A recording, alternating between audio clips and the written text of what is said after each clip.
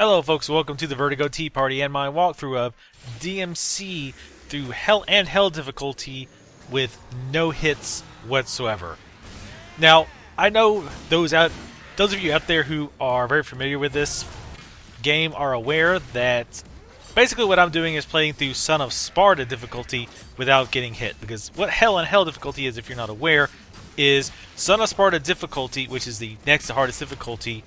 But if you die, if you get hit once, you die. You have 3 red orbs, which will resurrect you. After that, it's game over. You have to return from a checkpoint, and you can see the 3 the 3 yellow orbs at the top. Now, I'm deciding to go no hits, just as an extra challenge. Kind of pointless, but again, just a personal challenge I put to myself, and I thought you guys might want to watch. Now, there I used the Aquila to bring in the enemies. This move right here is pretty ridiculously powerful, the whirlwind, especially when you do a pull-in right before. Once enemies get in, they almost always can't get out. However, this guy managed to get out somehow. Now, I am going to try to get as high a rating as possible, and if nothing else, I am going to try to make the combos interesting to watch. But keep in mind, my main priority here is not dying. And don't think I did this in one turn. I absolutely didn't. Again, I'm not a Devil May Cry expert. This is the first one that I've played seriously. Now, that was a pretty fun combo I liked. Usually when I get enemies in the air, if I follow up with additional attacks, they end up getting split up. So there I decided I'll just hit the ground first and do the quick combo with Osiris to juggle them more and get more damage. You'll also see me use Angel Lift a lot. Angel Lift is faster than walking pretty significantly. So you can see there was no chance of me falling into the hole there. Though you do have to be careful. On the right hand side, I found you can fall through the dock even though the dock isn't disappeared yet. Graphically, it still looks like it's there. So that's why I avoid the right side of the dock. Now here, first thing, always get rid of the flying enemies. And you'll notice they have shields. Again, if you've played DmC before, I know you're aware of this. I'm making this for folks who have played it and those who are just interested in watching it. Anyway, those cherubs with the shields, before you can damage them, more often than not, you need to get rid of the shield. With the chain ability that I'm using, you can pull that away. Now that I found amusing because I knew he was in the air somewhere. I just couldn't see him, and he just bounced off of the charge shots. I'm also bad about keeping up with the names of the various abilities, so apologize about that.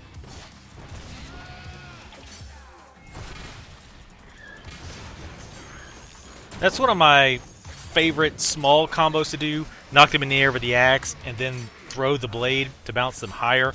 It's very simple, but for whatever reason it amuses me. I use Aquila there to keep him busy and finish him off with the with the axe.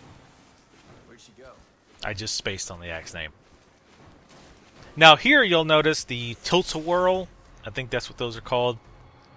Touching that will kill enemies instantly, and normally will just damage you. There I'm trying to get him up high, but I was too far out of range. I'm walking away. A bunch of enemies spawn behind me. I'm intentionally walking away from them so that they'll bunch up like that, and I can just knock them into the air with the axe, and they'll die instantly. This guy I decided to go ahead and kill normally and finish him off with a shotgun blast, which I actually did not expect to knock him over the edge, but it did, and it looked awesome. So everything worked out. I don't want to tell you how many times I've died at that part after the fight was over, because I'm so used to just jumping and angel lifting, where I jumped and hit the tilt-a-whirl and killed myself instantly an embarrassingly high number of times. I am skipping the cutscenes here. If you'd like to see the story mode, I do have an LP on normal difficulty that you can watch. These guys with the ray guns are far worse than the bombs, because the actual bullets they shoot are hard to dodge. The bombs are incredibly easy to dodge. The problem with the bombs is they will catch you unaware. So they can throw the bomb and hit the ground, and it's off screen, you don't see it, and you land right as it explodes. That's my biggest issue with bombs. But again, always I prioritize the cherubs over everything else. Or all flying enemies, I should say, over everything else. Him I pulled up by accident, so I went ahead and did a little combo to him while I was there. I always like to come onto the ground with the gauntlet fist pump. Now, here, I'm just cheesing it a little bit. Again, I'm not going to do this a lot, but basically this is an infinite air combo that you can do with Osiris. You can just get, as you can see, get higher and higher and higher.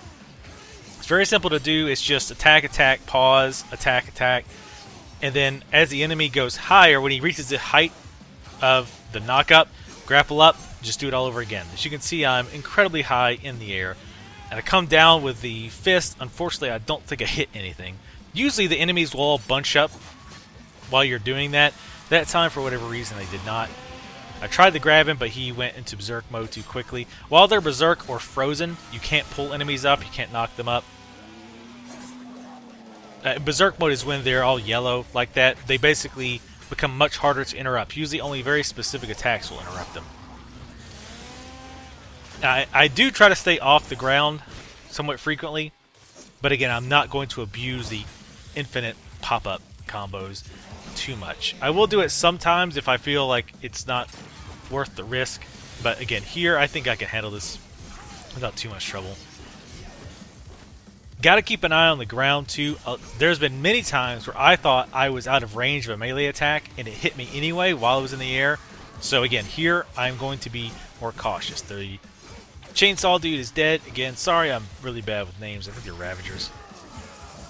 That's another simple move with the Osiris I really like. Push forward twice and use the regular attack for Osiris. You jolt forward and do a quick AE attack. I like that a lot because most enemies, when they're at range, aren't just going to randomly attack. So it lets you get in really quick and start a combo off pretty safely. Here I'm using Aquila to keep him kind of busy while I work on the other one. Honestly, I think Aquila is broken, or at least that ability of Aquila is really broken. I think they should adjust how long it keeps the enemy stunned for. In my opinion, it's way too long. The quick, even just throwing it out quick, if you don't charge it, they stay stunned usually for a good 4 to 5 seconds, I guess. I haven't really counted it, but anyway, I do the jump up combo with Aquila, which I really like. And again, bounce him with another Aquila in the air, but he was pretty much dead anyway. I tried to knock him up, but I forgot he still had his shield. So I just do a regular bounce. Now, with Osiris, be careful that, and this doesn't really matter, but when after you've knocked him up the first time and the first rotation is ending, don't do the second part of that combo immediately. Just wait for the enemy to come down, otherwise you waste damage by doing it immediately. So just wait and then do the second part of that Osiris combo. Again, I'm well aware many of you probably know these things. I'm trying to make these videos for people who maybe haven't played this game at all, or played it on an easier difficulty and didn't really mess with the combos, haven't played this type of game before. So keep that in mind. I'm sure there's many experts out there who have beat the game on Dante Must Die without getting hit, and they have hours upon hours of YouTube video proving that they've done that, and they aren't just running their mouths on the interwebs. So you people just, go along with me as I noob it up in this run and as I over-explain things. Now, here, all of these gears on the side, on the roof, those damage you, and again, one point of damage here equals auto-death. Normally what I would do here is use that Aquila combo. Again, Aquila is the kind of shuriken type weapons that go out. Use the shuriken, or the Aquila combo, where you become the whirlwind, and I would suck them in and run them into the gears.